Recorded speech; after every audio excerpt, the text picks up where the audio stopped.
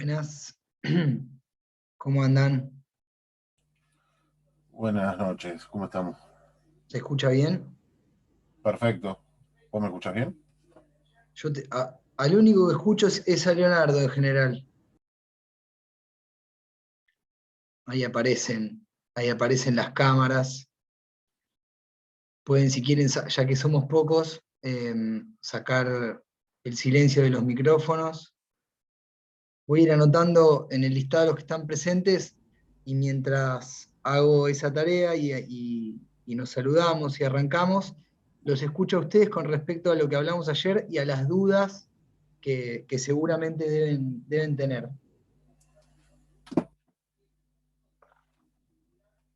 Vamos, alguien rompe el hielo, por favor. Basta de ponerme la clase al hombro. Totalmente. Ahí va a ver los compañeros y las compañeras.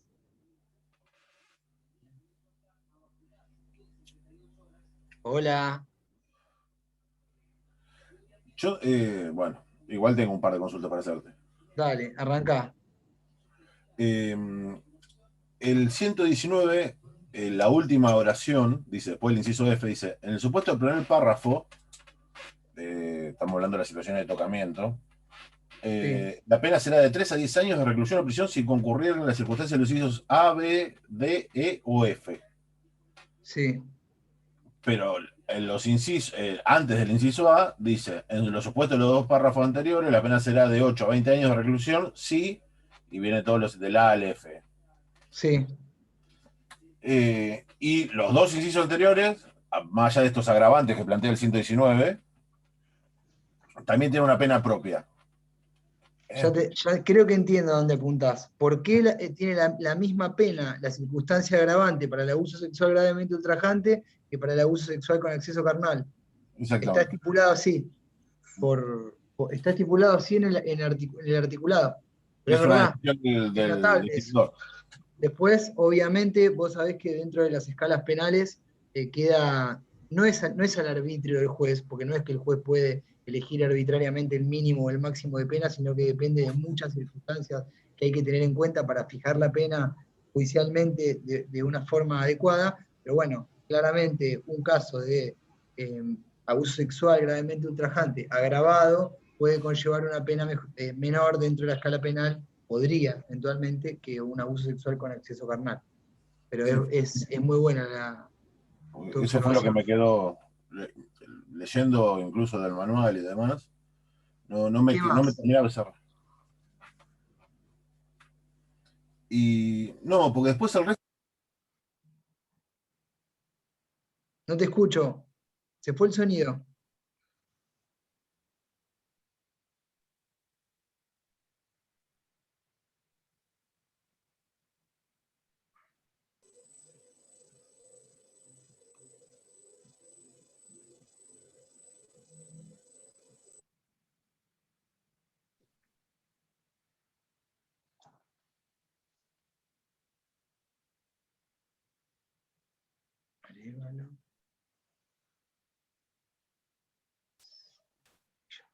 Bueno, Leonardo se quedó sin sonido cuando estaba haciendo la pregunta.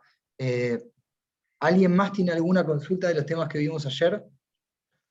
Yo tengo una consulta, doctor, pero con respecto a las agravantes que había que leer. Sí, a ver, decime. En las agravantes que son por lesión, por daño en la salud física Sí. o mental de la víctima, no me queda claro si tienen que ser las lesiones que prevé el Código Penal o si puede ser cualquier otro tipo de daño igual. ¿Vos decís cuando se habla de cuando la agravante que hace referencia al grave daño? Sí.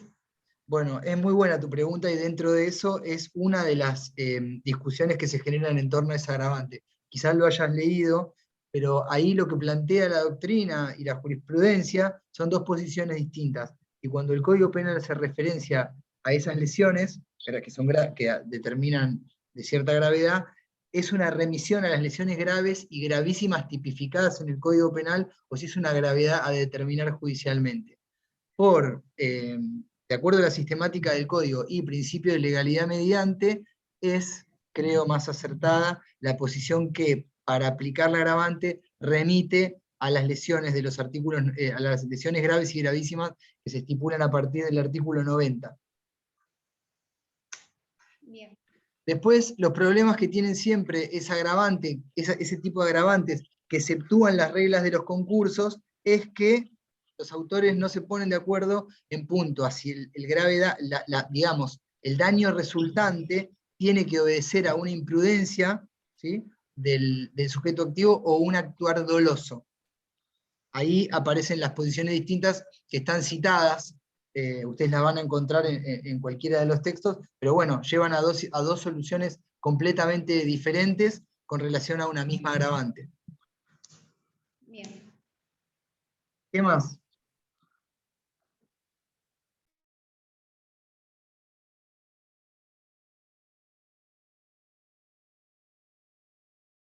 Ahí Leonardo dice que se quedó sin internet y sin dispositivo. Bueno, vamos a... Si quedó alguna cuestión pendiente, me interrumpen o lo vemos al final, y comenzamos con los temas que tenemos previstos para hoy, que les confieso que tienen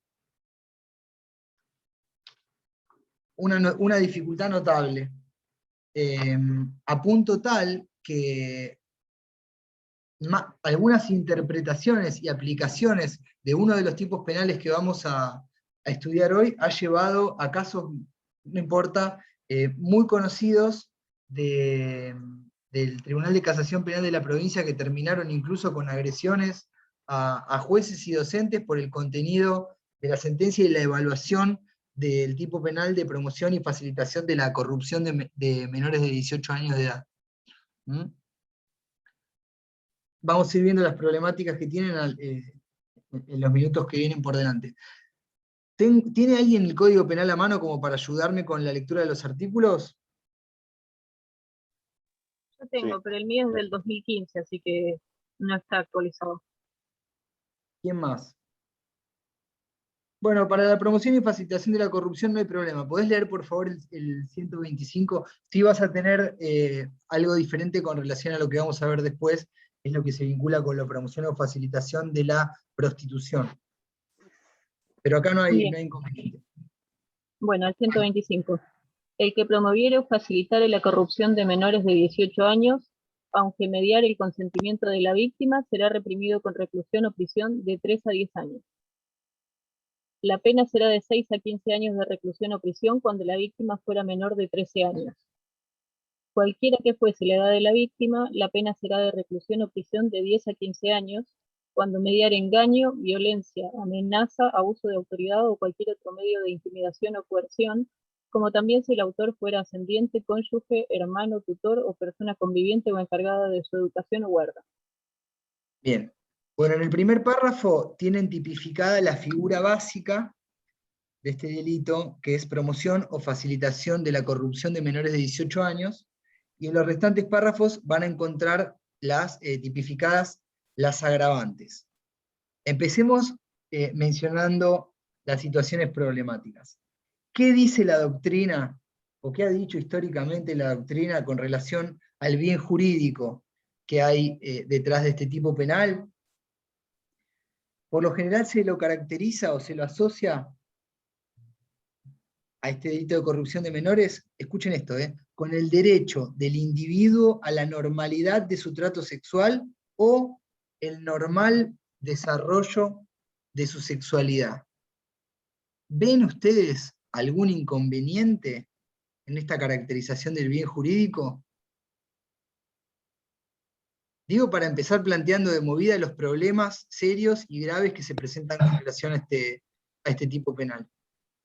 Sí, que la normalidad es un concepto muy subjetivo, va a depender de lo que cada persona considere parámetro normal.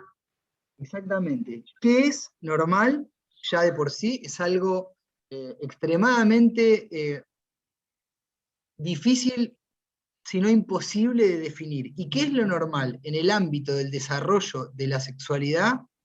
Mucho más, y esto genera ya problemas de interpretación que nacen desde los inicios, que tienen que ver con la identificación del tipo penal. Es imposible, o por lo menos no podríamos aventurarnos nosotros a definir o a explicar qué es lo normal en el ámbito de la sexualidad, porque cada persona, en cada momento determinado de su vida y en cada situación puede tener una propia concepción sobre qué es la normalidad.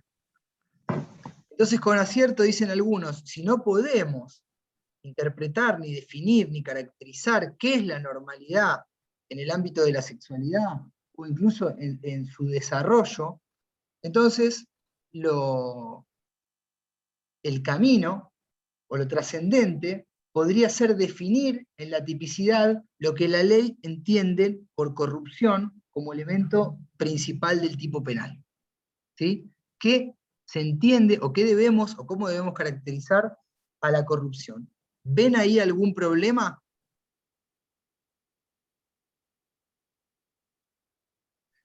Primero, les anticipo algo. Ustedes se acuerdan que en algunos tipos penales, del Código Penal, el propio código es el que brinda la definición de los conceptos, como sucede más allá de la problemática que presenta con el funcionario público, con el concepto de funcionario público. Otros conceptos surgen de leyes especiales. Bueno, en el caso de la corrupción, no surge de ninguna ley, es decir, la ley no define o no explica qué debemos entender por corrupción. Buenas noches. No sé, alguien más se conectó. Después al final repasamos quiénes entraron con la clase iniciada por el tema de la asistencia. Entonces, la ley no define qué es corrupción. Y añadimos a esto, como cuestión tremendamente problemática, que con los métodos de interpretación de la ley, y vuelvo a repetir, principio de legalidad mediante, también es muy dificultoso y no imposible realizar este cometido e identificar o poder definir qué es lo que se entiende por corrupción. Por eso tengo que ser sincero con ustedes, hay ciertos autores y cierta jurisprudencia que identifica que estamos frente a un tipo penal rayano con la inconstitucionalidad por tener una fuerte contradicción con el principio de legalidad del que hablamos un rato extenso cuando hicimos la clase de repaso. Voy a leerles algunos párrafos. Hola Leonardo, volviste. Ya te estaba extrañando. Mira, cambiaste. Lo único que sigue presente es tu cartelito de Star Wars ahí en el fondo. Obvio.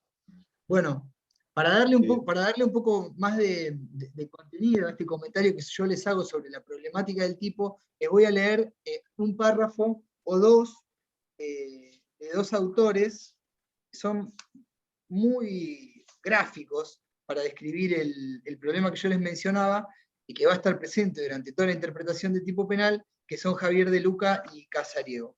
Dicen, ¿no? Lo único que importa a los fines de definir la tipicidad es lo que la ley entiende por corrupción, y si ésta no lo ha definido y además resulta imposible hacerlo mediante los demás métodos que proporciona la teoría de la interpretación, corresponde sincerarse y propiciar la declaración de inconstitucionalidad de esta figura por su seria violación al mandato de certeza de la ley penal que integra el principio de legalidad, artículo 18 de la Constitución Nacional. Y sigue. El concepto de corrupción es totalmente vago, relativo, indeterminado, sujeto a la valoración del intérprete y por ende constituye una seria violación a la exigencia de certeza de la ley penal como corolario del principio constitucional de legalidad. Si bien estos autores mencionan esta posibilidad, ¿sí?, de ante la dificultad de interpretar, primero, de definir qué es lo normal en el ámbito de la sexualidad, y segundo, frente a esa imposibilidad, darle un contenido al elemento principal del tipo, que es la corrupción, más allá de que plantean esto, no es que dejan casos de delitos sexuales, incluso más grave aún, cometidos en perjuicio de menores de edad, sin una solución, o sin que tengan cabida en algún tipo de la parte especial. Y rematan esta posibilidad de interpretación de este modo. Desde un punto de vista político-criminal, el artículo referente a la corrupción resulta innecesario, porque las conductas de los preceptos anteriores cubren, los preceptos anteriores son los que nosotros ya hemos ido estudiando, ¿sí? 119 con sus abuso sexual simple, abuso sexual gravemente ultrajante, abuso sexual con acceso carnal, el abuso sexual por aprovechamiento de la inmadurez sexual o estupro, que pensé que quizás, ayer como lo vimos demasiado rápidamente, hoy había algo más para comentar, ¿sí? A esos tipos remite. Entonces, porque las conductas de los preceptos anteriores cubren perfectamente todas las circunstancias aquí estudiadas, y si los actos son reiterados, es suficiente la teoría del concurso de los delitos. Y menciona los artículos que yo les hice referencia recién, 119, 120 y demás. ¿Qué quiero decir con esto? Si yo les estoy tratando de transmitir, con relación a la corrupción, que existen autores de la calidad de Javier de Luca, por ejemplo, que además trabaja específicamente en los delitos sexuales, que llegan a la conclusión de que los elementos del tipo son prácticamente de imposible definición y caracterización, no se asusten ustedes si cuando ingresan a la lectura del tipo penal o cuando se enfrentan con casos en los que aparecen presentes este tipo de imputaciones, advierten dificultades, porque es lógico por la forma en la que está, por la defectuosa técnica legislativa con la que está tipificada la conducta en el artículo que acabamos de leer y que es el 125. Ahora, más allá de esta posibilidad, yo les digo, en el ámbito de imputación, en la práctica ordinaria de los tribunales locales, provinciales, y por supuesto que también de otras provincias, es un tipo penal que resulta de aplicación. ¿Qué quiero decir con esto? También quiero ser sincero en este sentido. No tengo un relevamiento absoluto de toda la jurisprudencia del país, pero sí hay infinidad de causas en las que aparecen imputaciones por el delito de promoción o facilitación de la corrupción de menores de 18 años de edad.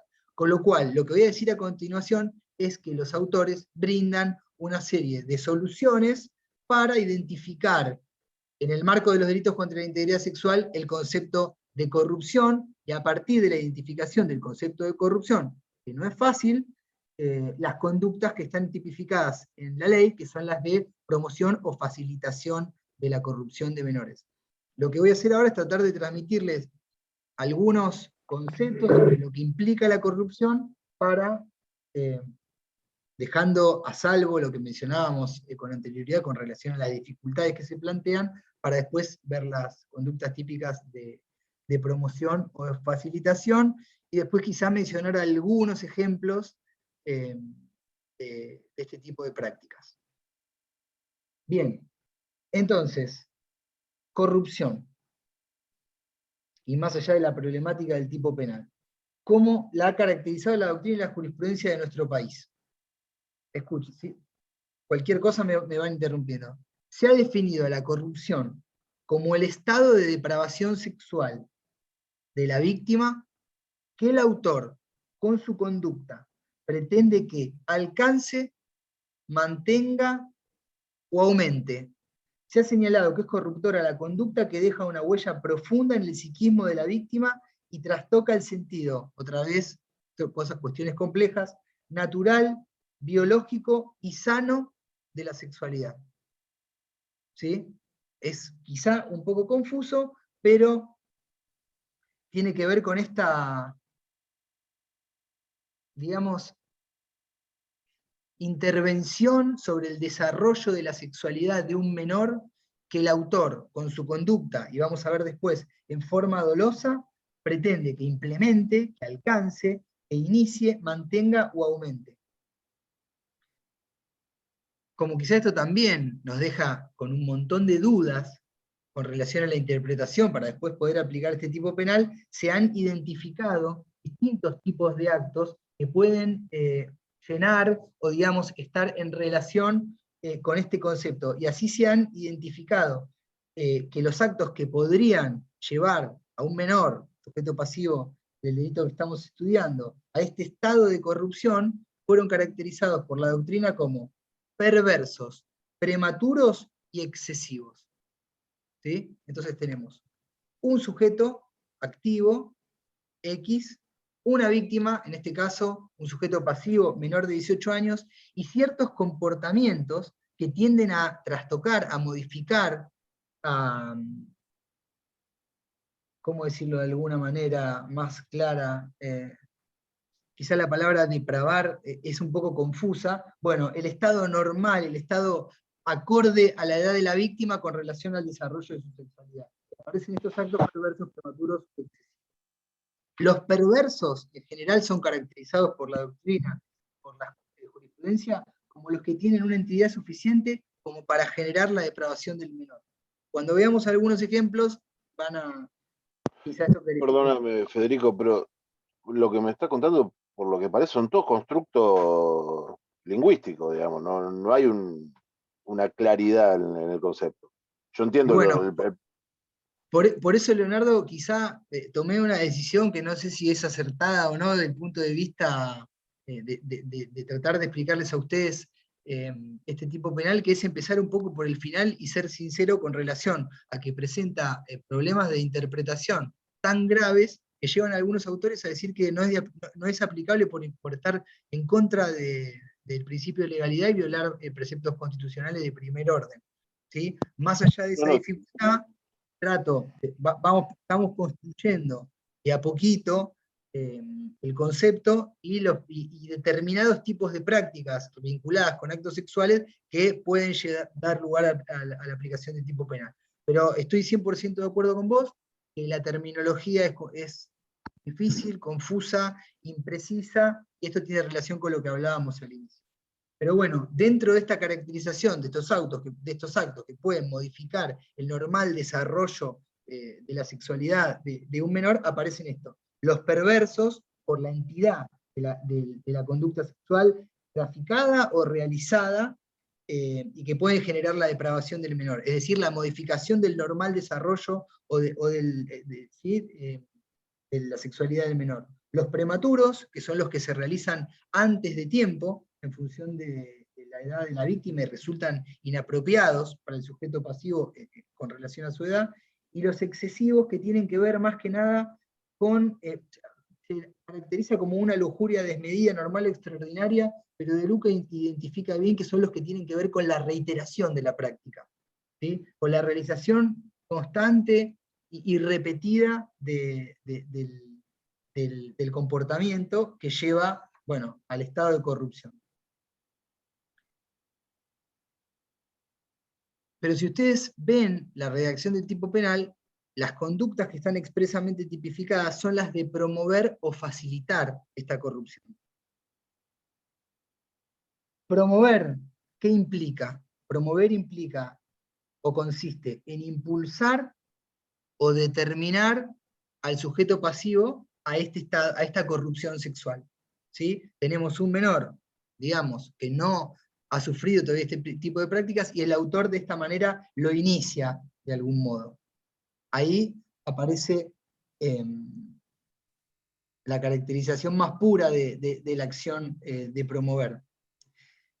Pero también contiene, y después van a ver con qué cuestión importante se relaciona esto que voy a decir, la promoción, las conductas que tienden a conducirlo a otras prácticas corruptas que sean aún más depravadas que las que originariamente ya estaban presentes en el sujeto pasivo, o a incitarlo a que no abandone prácticas sexuales corruptas que ya desarrolla. Entonces aparecen acá tres ideas fundamentales, que son la de iniciarlo en esta conducta sexual depravada, incitarlo o conducirlo a un aumento de esa depravación, o incitarlo también a mantenerse en ese estado cuando es posible que éste sea abandonado. ¿Por qué quiero hacer énfasis en este tridente de posibilidades? Porque había una corriente, teoría, posición bastante arraigada, que muy livianamente decía que no podía ser sujeto pasivo de este tipo penal el menor ya corrupto. ¿Sí? Es decir, que el autor intervenía sobre un menor que ya tenía y vuelvo a los conceptos polémicos y les pido disculpas, pero es difícil salir de ellos si tratamos de darle un contenido al tipo penal. Estas prácticas corruptas, anormales, depravadas, no incurría en la comisión de delito de corrupción. básicamente porque el sujeto pasivo ya se encontraba en este estado. Esta identificación de que no solamente es la conducta que lo incita a iniciarse en este tipo de comportamientos, sino la que conlleva a que aumente el estado de depravación o a que se mantenga en ese estado, permite romper con esa lógica y alcanzar cualquier comportamiento que tiende a realizar la acción criticable que describe el tipo penal. ¿Ven la diferencia entre una posición y esta que nosotros tratamos quizá de defender, haciendo referencia a estas distintas posibilidades de intervenir sobre el desarrollo de la sexualidad del menor? ¿Sí? Sí, todavía no entiendo cómo se justificaba que el menor en estado de corrupción no puede hacer plausible del tipo cuando el propio tipo planteaba una situación de continuidad del mismo. Yo no sé si ustedes recuerdan, y yo quizá hago mal porque voy a parafrasearlo un poco porque no tengo el fallo ahora acá a mi disposición, pero hubo una resolución del Tribunal de Casación Penal de la Provincia de Buenos Aires que fue quizá el inicio de no sé si terminó en renuncia o destitución de 2 jueces del Tribunal de Casación, y que básicamente lo que se criticaba era que había una imputación por un delito de corrupción de menores con relación a conductas sexuales de estas que estamos definiendo, tan problemáticas, sobre niños y niñas de un sector social muy vulnerable. Y en una generalización, Fabián, no te escucho. El fallo de Piombo, de los chicos de Merlo. Claro.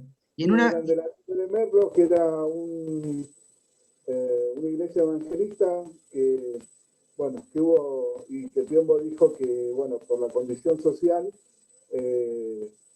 era como aceptable porque vivían en una villa.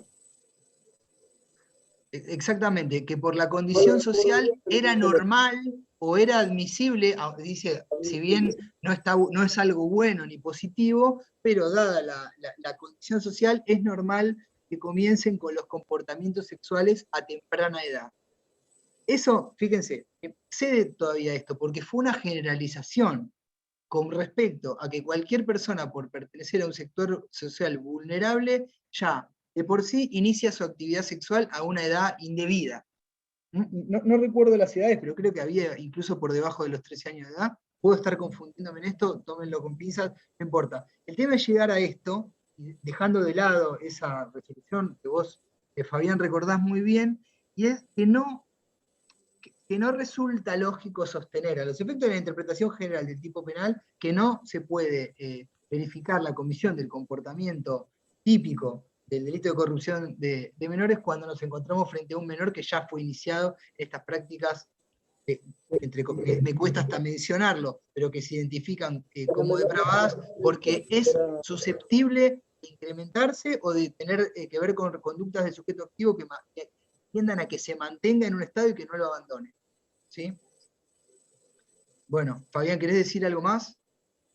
No, que había inclusive menores de 13 y había un joven que decía que porque tenía orientaciones sexuales distintas, autopercibía distinto, digamos, estaba bien, digamos, el fallo fue terrible. Ese Fabián me parece que fue parte del problema del segundo caso que estuvo sometido a la...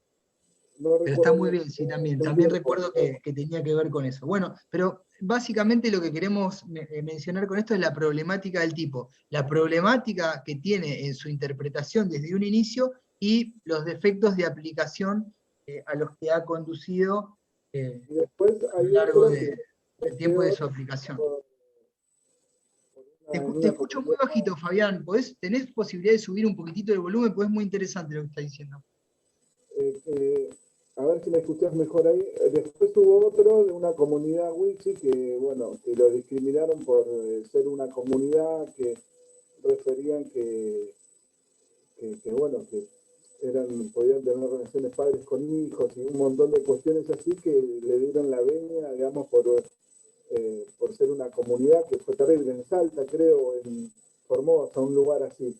No recuerdo bien, pero también fallos terribles que le dan la derecha a aberraciones. Bien, bueno, los casos que comenta Fabián también son buenos para identificar lo que yo le trataba de comentarles al principio sobre las problemáticas que se presentan con relación a este tipo penal. Pero bueno, hemos tratado de caracterizar el concepto de corrupción y de identificar cuáles son las conductas que están relacionadas con el concepto en lo que hace a la promoción o facilitación. En el tipo sujeto activo puede ser cualquier persona, tanto un hombre como una mujer, no hay ningún tipo de limitación con relación al sujeto activo. Y sujeto pasivo puede ser tanto hombre como mujer, siempre y cuando sea menor de 18 años de edad. Es importantísimo tener en cuenta que, como dice expresamente la ley, el consentimiento del menor para la realización de este tipo de actos no excluye la tipicidad del comportamiento. Y escuchen esto, que es una cita textual de un autor que también trabaja mucho los delitos sexuales, que se llama Arocena. Dice lo siguiente: el legislador presume, iuris et de iure, sin admitir prueba en contrario, que el menor de 18 años, debido a su falta de desarrollo físico, psicológico, moral y espiritual, no ha alcanzado aún la madurez suficiente para comprender la naturaleza, el significado y las consecuencias de los actos realizados por el agente. Punto. Les pido que se remonten a lo que charlamos ayer y con qué les resulta contradictorio esto que yo les acabo de leer.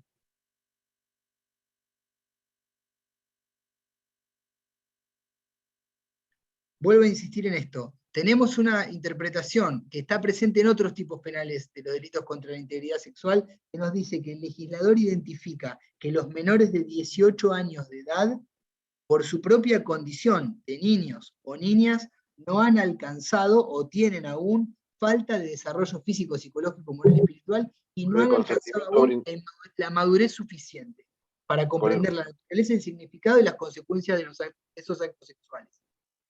Con el tipo que vimos en el 120, perdón, lo estoy buscando. Exactamente. Sí, sí. Tenemos interpretaciones que a veces están dadas por los mismos autores cuando trabajan sobre otros tipos penales, en donde reconocen que la condición de niño del sujeto pasivo, vuelvo a decir, interpretándolo a la luz de la Convención de los Derechos de Niño y con este límite de edad de los 18 años, que será arbitrario, pero ahí sí está fijado, por su propia condición, por sus propias características, por su edad, no han alcanzado el máximo desarrollo en el ámbito de cuestiones vinculadas con su sexualidad. Y como contrapartida, tenemos un solo tipo penal, que es el de abuso sexual por aprovechamiento de la inmadurez sexual, donde, como por una cuestión de alquimia, se llega a interpretar que por el hecho de haber mantenido relaciones sexuales previas al hecho conflictivo, dejan de carecer de esa condición. ¿Ven el choque que hay entre esas dos interpretaciones? Es quizá Igual una... eso, Sí. no, que iba a decir que en realidad esa interpretación que dice del tema del estupro es una interpretación, no sé, jurisprudencial, pero no lo dice el tipo tampoco. Es una interpretación o doctrinaria o jurisprudencial, Cuando habla de inmadurez sexual, de inmadurez cuando habla del sexual. aprovechamiento de la inmadurez sexual. No, está perfecto. De hecho, vos sabés que una de las cosas que no sé si comentamos ayer, es que la interpretación literal del tipo permite la que nosotros tratamos de trabajar ayer, ¿sí? Es decir, que todos los menores de esa edad son indefectiblemente inmaduros sexualmente, por su propia condición de niños, por la edad y por todas las cosas que mencionamos. Porque entre la edad y la referencia a la inmadurez sexual no existe ninguna locución que permita llevarnos a una interpretación distinta. No dice menores de tal edad siempre y cuando sean inmaduros sexualmente. Entonces la interpretación literal puede llevarnos tanto a un campo como al otro. ¿Sí? Lo que pasa es que en función de una interpretación sistemática, progresiva, que respete los postulados de la Convención de los Derechos del Niño, que no incurra en situaciones de discriminación, que recepte la jurisprudencia de la Corte Interamericana, esta imposibilidad de evaluar el comportamiento sexual previo del niño o de la niña, y todas las cuestiones que vimos ayer, permite privilegiar la interpretación de que todos los menores de esa edad son inmaduros sexualmente, en el sentido de que no han alcanzado su máximo desarrollo. Igual que por este apartado, volvimos un segundo a eso, siempre recuerden que esta presunción presente en esta interpretación de la ley no tiene nada que ver con la del comportamiento del sujeto activo, porque con relación al comportamiento de quien se presente como autor de un delito, nosotros no podemos presumir nada en su perjuicio, ¿sí? Porque eso implicaría violar una serie de principios esenciales de derecho penal de fondo y de derecho procesal penal. ¿Está? Pero bueno, venía quizá bien el comentario como para reforzar esta interpretación diferente que se hace de estas dos cuestiones. Bien, bueno, avanzamos entonces. Los sujetos, no importa el consentimiento por esta situación que se interpreta o se reconoce que por la edad y por su condición de niños todavía no han alcanzado el máximo desarrollo vinculado con las cuestiones atinentes a la sexualidad. Desde el punto de vista subjetivo, nos encontramos frente a un delito doloso que demanda como mecanismo de imputación subjetiva dolo directo, pero no exige ninguna ultrafinalidad ni ningún elemento adicional al dolo. Solo debe actuar el sujeto activo con conocimiento y voluntad de que con su conducta está promoviendo o facilitando la corrupción de un menor de 18 años de edad. Una cosa muy importante, que siempre ustedes notarán que es un tema que se trabaja en cada uno de los tipos penales que se explican en los textos que ustedes consultan, es el de la consumación, ¿sí? Y en este caso, tengan en cuenta que no estamos frente a un delito de resultado, con lo cual, para aplicar la escala penal del delito consumado, no hace falta alcanzar, valga la redundancia, ese resultado, es decir, no es necesario que el menor, que el sujeto pasivo, que la víctima, alcance el estado de corrupción. Basta con que se verifique que se realizaron actos tendientes a ese fin, de los que nosotros identificamos dentro de los conceptos de promoción y facilitación. Y aunque es un delito de mera actividad, tengo que decirles que también es discutido en el ámbito de nuestra doctrina la posibilidad de identificar casos de tentativa. Algunos autores la admiten, como por ejemplo Aboso, para ciertos supuestos, donde hay principio de ejecución, y señala un ejemplo, que es el del que intenta reproducir imágenes de contenido sexual, o exhibir libros o revistas pornográficas a menores, pero por circunstancias ajenas a su voluntad, no logra consumar el acto, y hay otros que directamente rechazan cualquier posibilidad de tentativa, como Buen Padre, De Luca, Casarío. Es decir, en ese punto, cuando tengan que trabajar sobre un caso de imputación de tentativa, van a encontrar, digamos, dos versiones distintas en la biblioteca. Voy a ir rápido a hacer, aunque sea una mención de las modalidades agravadas, porque también me gustaría después mencionarles algunas problemáticas vinculadas con la promoción y facilitación ya de la prostitución y con algunos cambios que se van a producir en materia legal. Perdón, antes de ver las modalidades agravadas, en la línea con lo que dijimos de lo dificultoso que es a veces interpretar los conceptos del tipo penal, les voy a mencionar algunos ejemplos de manual de actos de corrupción. Estos son citados por Creus, que siempre tiene explicaciones muy sencillas, y en este caso es un libro de Creus que está actualizado por Buen Padre. Pero dentro de los actos de corrupción mencionan algunos como los que les voy a mencionar yo.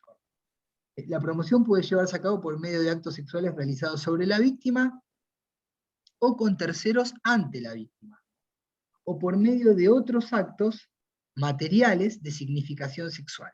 Y empieza, por ejemplo, actos de bestialismo, es decir, conductas sexuales con animales, o con acciones de significación intelectual de naturaleza sexual, enseñanzas, consejos, exposiciones de imágenes, etc.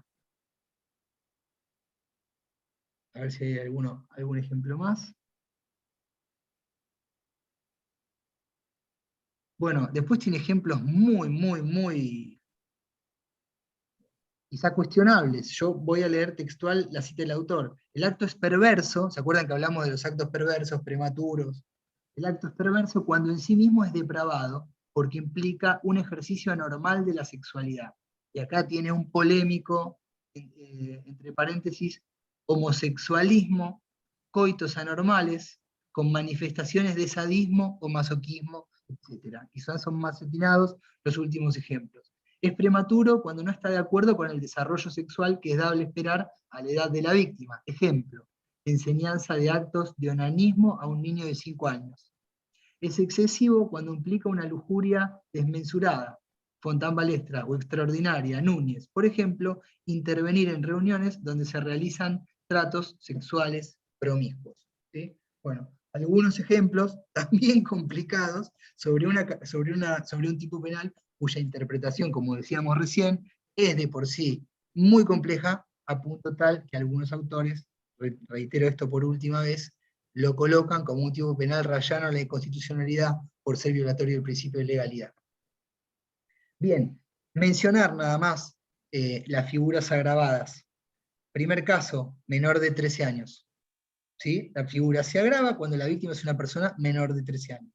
Fíjense que si se realiza cualquier comportamiento de naturaleza sexual con un menor de esa edad, ustedes recuerdan que también aplican, más allá del consentimiento, los delitos de abuso sexual propiamente dicho, como vimos ayer. Dice, o cuando cualquiera fuera la edad de la víctima, claramente hasta los 18 años de edad, cuando el autor se vale de los siguientes medios: engaño, violencia, amenaza, abuso de autoridad o cualquier otro medio de intimidación o coerción, que los describimos ayer cuando enunciamos las modalidades comisivas del 119. También se agrava el tipo por los vínculos especiales que menciona el artículo que le di hoy una de las compañeras, que unen al autor con la víctima. Acá estaban citados: ascendiente, cónyuge, hermano, tutor o persona conviviente o encargada de la educación o la guarda del sujeto pasivo. Miren, las agravantes de cualquier cosa, en la próxima las charlamos, así podemos pasar a la promoción o facilitación de la prostitución, que está en el artículo 125 bis, y atenti los que tienen, o las que tienen un código viejo, porque acá sí hubo una modificación al sistema del código, una modificación muy importante, que también tiene algunos cuestionamientos que les voy a tratar de transmitir. Creo que lo tengo yo acá, textual del tipo penal, así que por las dudas lo leo. Si alguien tiene el Código Penal actualizado, me sigue y me corrige si es que en esta transcripción hay alguna diferencia con el Código Penal. El que promoviere o facilitare la prostitución de una persona, ya no habla de menores de edad, habla de personas en general, será penado con prisión de 4 a 6 años de prisión, aunque mediare el consentimiento de la víctima. Este artículo tipifica la promoción o facilitación de la prostitución de mayores de 18 años de edad. La promoción o facilitación de la prostitución de menores de edad está prevista en el 126 junto con las circunstancias agravantes de este tipo penal, que es la figura básica que nosotros vamos a comentar ahora. Perdón, Federico, pero el del 125 bis, el consentimiento, entramos en la situación de si está o no viciada la voluntad de la persona que está obligada a ejercer la prostitución. Bueno, yo les voy a... Acá el tema de la prostitución es completamente o tremendamente complejo, ¿sí? Es imposible ingresar ahora en 15 minutos en los distintos sistemas que hay y las distintas formas de abordaje desde el Estado de esto que puede ser interpretado como un problema o como un derecho a una libertad o incluso como una posibilidad laboral. Incluso al interior del feminismo hay visiones completamente distintas. Sería espectacular poder trabajar ahora sobre eso, pero excedería por mucho el marco normativo, que es lo que nosotros tenemos que estudiar, y el poquitito tiempo con el que contamos. Pero sí quiero mencionarles que con relación a la interpretación de este tipo penal hay dos posiciones completamente diferentes.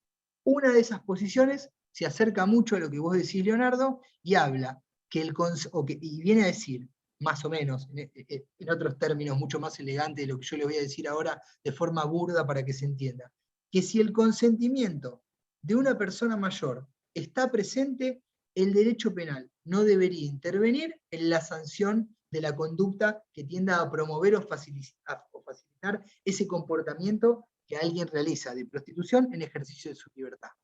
Eso es más o menos lo que vos querías señalar, porque hay el consentimiento de una persona mayor para el ejercicio de la prostitución, y el de un tercero que le facilita los medios o que lo ayuda a realizar tal actividad. Con lo cual va a haber un sector que directamente va a criticar la incorporación al Código Penal de este tipo penal con relación a la promoción o facilitación de la prostitución de personas mayores, aún con su consentimiento. Ahora vamos a ir a alguna referencia textual con cita de algún autor para que ustedes puedan explorarlo por sus propios medios y no quedarse solo con este comentario que yo les estoy haciendo. Como contrapartida, hay otros autores que le intentan dar una explicación a la tipificación de este comportamiento e identifican que la promoción o facilitación de la prostitución de otra persona constituye una forma, aunque quizá menor que otras, de explotación. Y que toda la lógica de la tipificación de este comportamiento descansa sobre una idea, que es que no existe la prostitución feliz. Que todo aquel que por determinadas circunstancias termina ejerciendo la prostitución, no lo hace en el marco de una libertad total y absoluta, sino que está restringida por alguna situación o por alguna cuestión de vulnerabilidad. Y desde esa lógica sí pueden explicar la tipificación de este comportamiento, repito, como una forma de explotación, quizá menor que otras más graves, pero en donde esta característica sí está presente. ¿Se entendieron más o menos las dos posiciones? O sea, yo entiendo lo que explicó, pero por ahí no me queda, no veo tanto la diferencia en el sentido de que para mí están hablando de cosas distintas, porque en el primer caso dice, si el consentimiento de una persona mayor de edad está presente, no tendría que intervenir el derecho penal, y la segunda está hablando de la facilitación o promoción de la prostitución de una tercera, de otra persona. A lo que yo entiendo, digamos, es que estaría bien siempre y cuando la persona que decida ejercer la prostitución la ejerza por sí misma. Es distinta la situación, que me parece que es a lo que apunta el tipo penal, cuando otra persona prostituye o promociona la prostitución de otra. Muy bien. No sé si quizás yo no fui del todo claro y generé confusión. Las dos posiciones se vinculan en relación o con relación al tercero que interviene, ¿sí? De ningún modo, y esto quizás debería haberlo dicho de forma inicial, se tipifican comportamientos que sancionan el ejercicio de la prostitución. Eso no está en duda. Hoy por hoy, en nuestro sistema legal, el ejercicio de la prostitución es atípico, no conlleva ningún tipo de sanción penal. Cuando hablamos de estas formas de explotación, nos estamos refiriendo a dos conceptos que analizamos recién y que son idénticos para la aplicación de este tipo penal, que son la promoción y facilitación. Es decir, la intervención de terceras personas en el ejercicio de la prostitución de quien se presenta a los efectos del tipo como sujeto pasivo o víctima. Dentro de esa posibilidad, un sector interpreta que si quien ejerce la prostitución lo hace en el marco de libertad y con un consentimiento libre, no habría razón para tipificar la conducta de la promoción o facilitación. Y el otro, que ahora vamos a volver a mencionar, sostiene que nunca hay una libertad absoluta y verdadera en el ejercicio de la prostitución sobre esta idea de que no existe el concepto de prostitución o la situación de prostitución feliz. Pero vamos a verlo con cita y con nombre de algunos autores especialistas en esta materia. Agoso, por ejemplo, dice que es inconsistente aseverar que este tipo penal protege el derecho a la libertad sexual, dado que no prevé conductas que constriñan a las personas mayores de 18 años de edad a ejercer una actividad sexual incompatible con su motivación libre. Directamente sostiene este autor que en función de eso deberían quedar fuera del ámbito de la injerencia del derecho penal la promoción y la facilitación de la prostitución llevada a cabo con el consentimiento de personas mayores de 18 años de edad. La contracara de Luca y Langman, que entienden que el bien jurídico cuya lesión exige la figura es la libertad sexual. Sin embargo, resaltan que esta afirmación requiere ciertas precisiones, dado que el tipo penal queda perfeccionado aunque medie el consentimiento de la víctima para la promoción o facilitación de su prostitución. Y acá es cuando sostienen que la promoción o facilitación es concebida como una forma de que explotación menor, y asimismo que la ley concibe que las personas que ejercen la actividad no lo hacen porque les place, esto es una cita textual, o con un consentimiento informado y plenamente libre. Esta concepción se inspira en la idea, como yo les decía recién, parafraseándolos, de que no existe la prostitución feliz. Identifican entonces, de la mano con este concepto, que la promoción o la facilitación de esta actividad de prostitución implica una forma de explotación y que por eso puede ser sancionada. Sin embargo, fíjense, más allá de poder fijar esta posición, que es compatible con este tipo penal, incorporado al Código Penal en 2012, y quizá por eso preferible, porque justifica la tipificación del tipo y lo compatibiliza con las otras normas, incluso de rango superior, sostienen también estos autores que no cualquier promoción o facilitación, en el sentido literal de las expresiones, va a dar lugar a la aplicación del tipo, sino solamente aquella que implica verdaderos ataques a la libertad sexual. Con lo cual, incluso desde la perspectiva de estos autores, de forma genérica, algunas acciones de promoción o facilitación podrían caer por fuera de la tipicidad penal. La discusión es si el consentimiento o no de la persona que realiza la actividad de la oferta sexual existe. Porque quien lo facilita o lo promueve queda sujeto a si tiene o no voluntad quien lo hace. Sí, bueno, sí, es una discusión absolutamente compleja y hasta que tiene un tinte filosófico, que tiene que ver con si ese consentimiento es verdaderamente libre o no. Y como te decía recién, no lo vamos a poder resolver ahora porque es algo que tiene múltiples interpretaciones y todas extremadamente bien justificadas, ¿sí? Pero bueno. Profe, ¿hay algún ejemplo claro? ¿Eh? ¿Hay algún ejemplo claro de este tipo? Mirá, hay un montón de ejemplos. ¿Vos te acordás lo que mencionamos recién con relación a promoción o facilitación?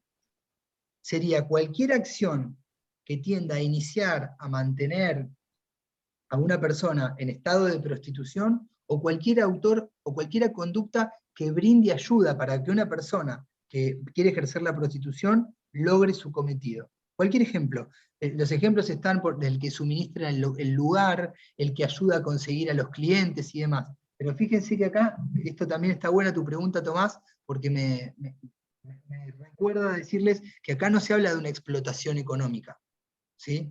El código en esta figura no exige la explotación económica, para eso van a venir otros tipos penales después. Habla solamente de estos comportamientos como el que yo...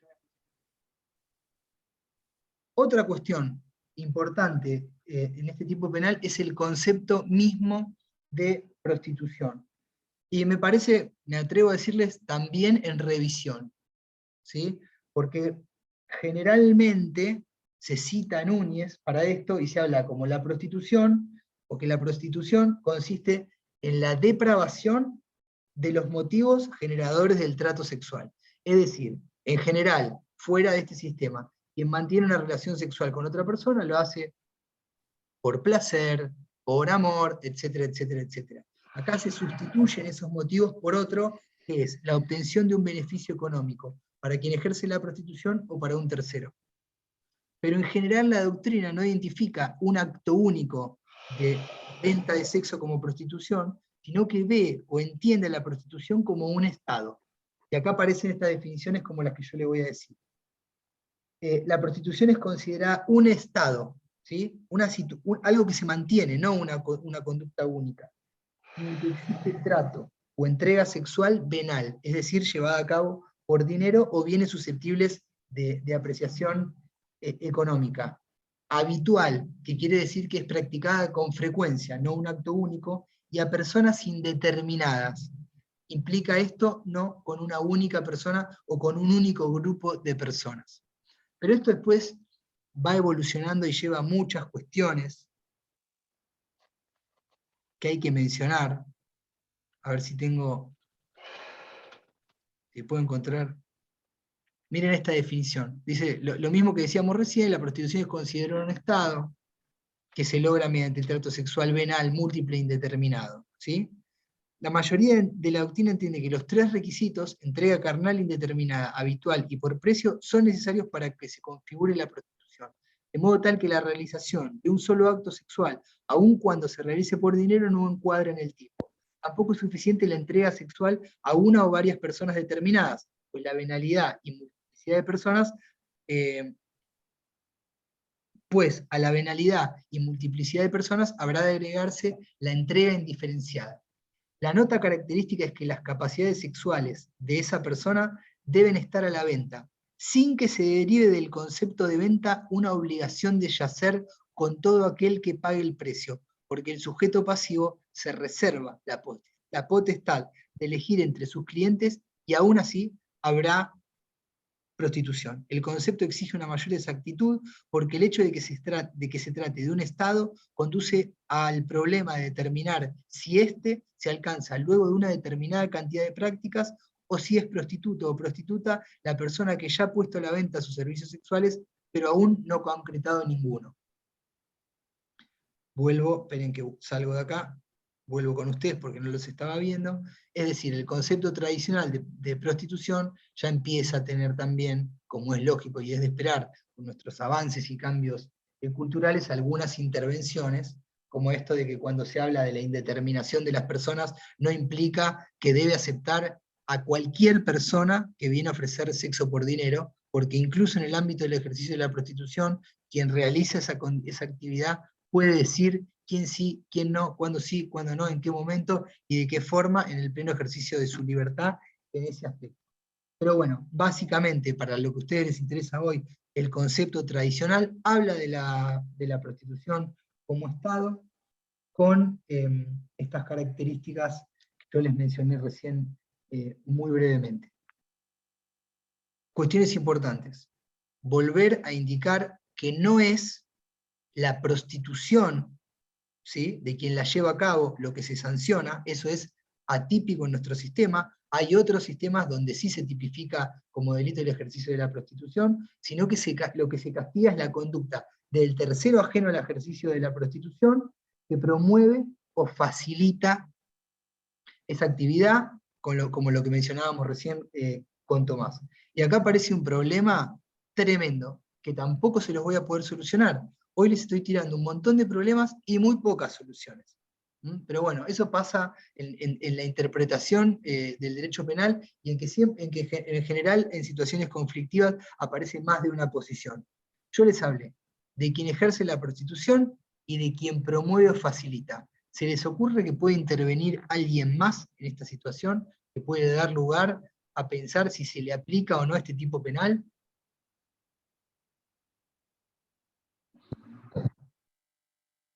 No, porque la definición de facilitador es muy amplia. Porque también incluiría a quien le da publicidad, a quien presta el espacio físico, digamos, no veo una... Hay una parte esencial para concretar un acto de esta naturaleza. ¿Quién es? El cliente. ¿Quién dijo eso? Nancy. Exactamente, el cliente. Acá se abre una discusión.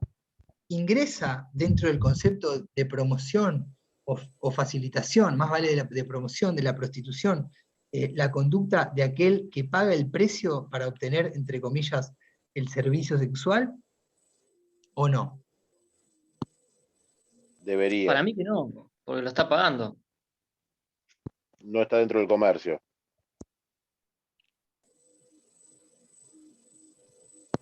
Ahí No es donde debería. les decía, hay opiniones encontradas con relación a esto.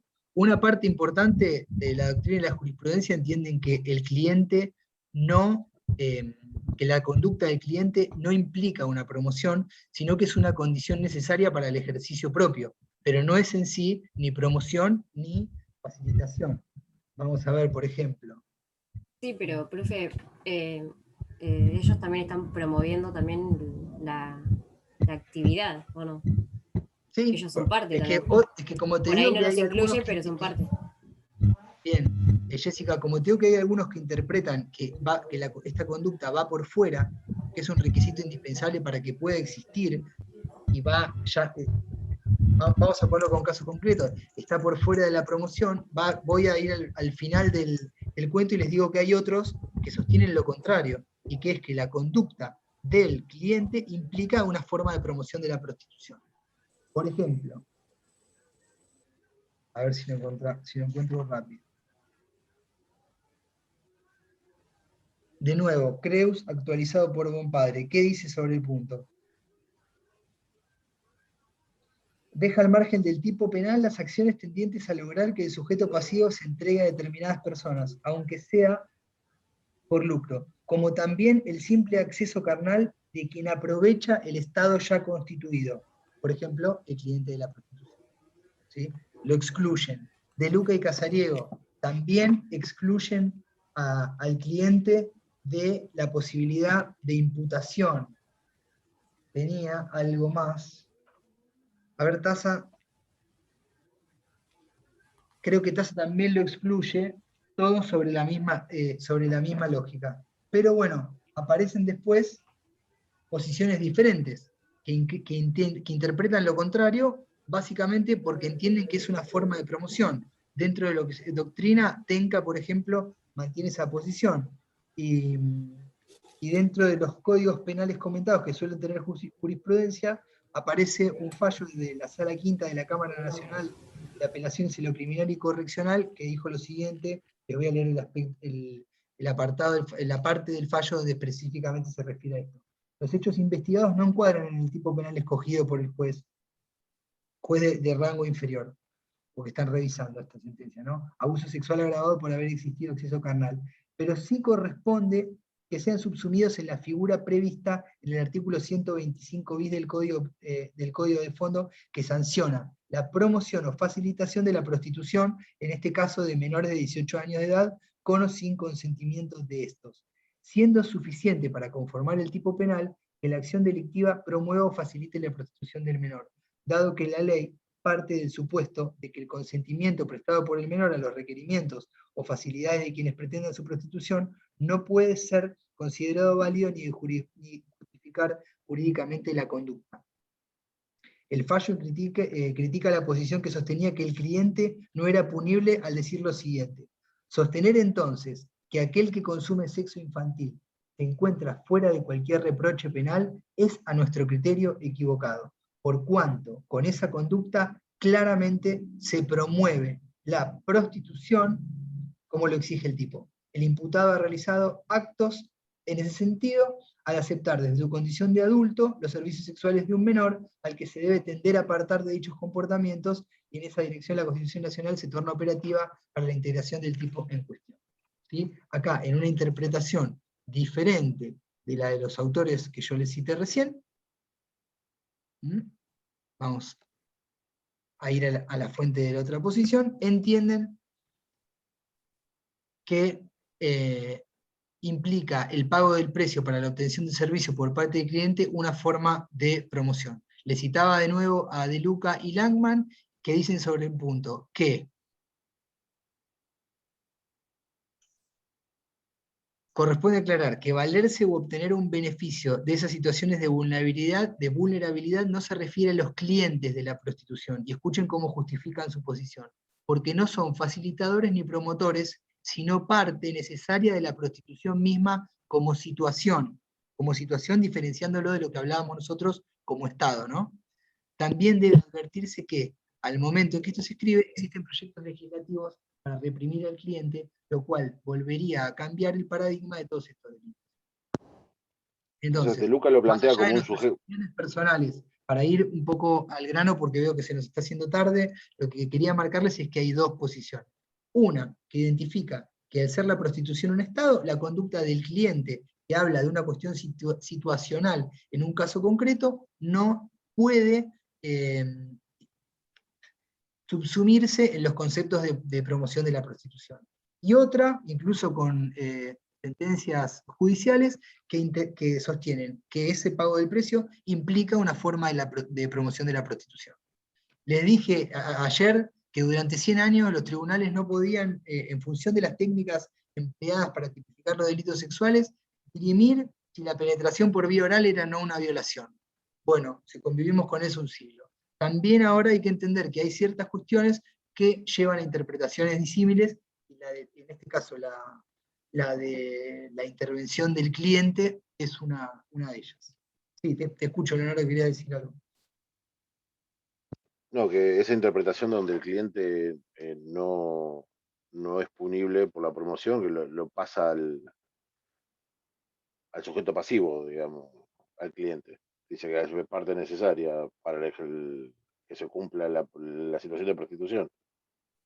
La situación. Claro, lo excluye de las conductas que constituyen una promoción de la prostitución y por lo tanto de la tipicidad de su comportamiento al cliente. Pero bueno, hay otros que no.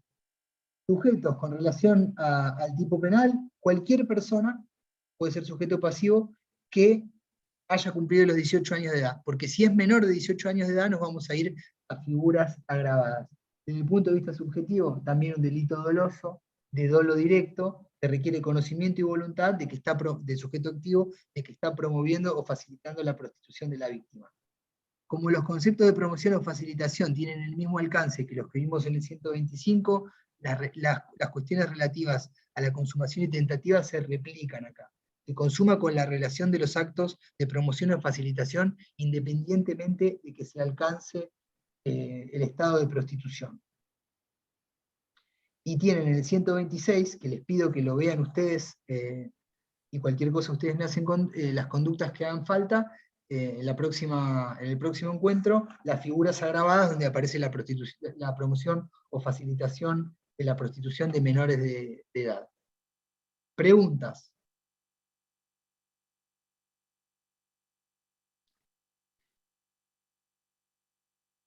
Nada. Una pregunta, doctor. Sí.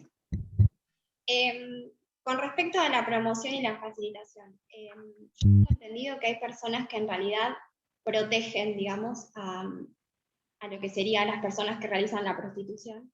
Y en ese caso, como que la conducta entraría en el tipo penal, pero no sería al fin la explotación. De todas maneras, cometen delitos las personas que bueno, protegen.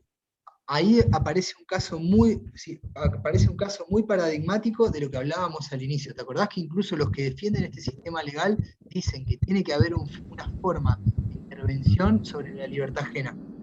En este caso, si el fin es pura y exclusivamente de protección y no hay en eso una conducta tendiente a incitar a que lo realice o a proporcionarle los medios para hacerle más fácil su actividad, sino un fin puro y absoluto de proteger, por ejemplo, a un ser querido, yo creo que habría que moverlo de la tipicidad.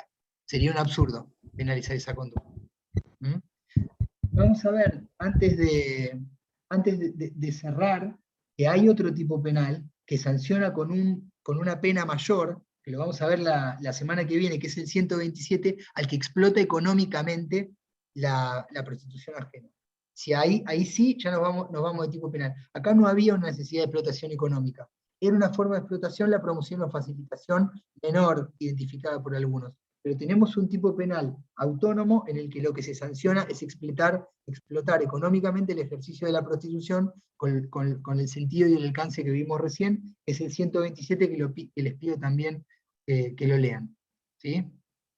Les dejo este último comentario. Les pido que terminen ustedes con la lectura de los delitos sexuales y en el próximo encuentro que tengamos hablamos sobre las dudas que ustedes tengan y vamos a hacer lo que hablamos ayer de pasar a los delitos contra la libertad, porque estamos ya muy cerca del parcial.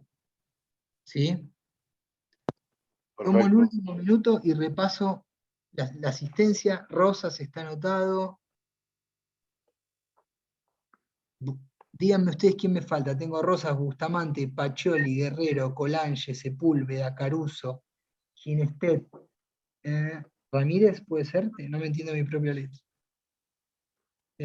Santana y bueno, ¿saben qué? Yo lo saco directamente.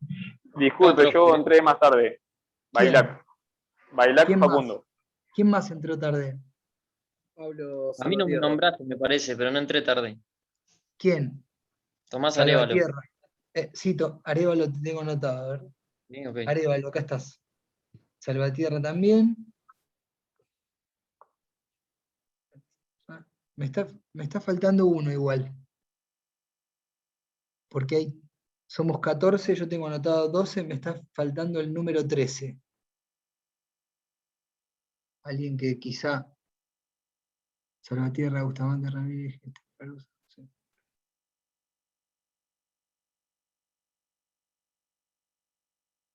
Rosas.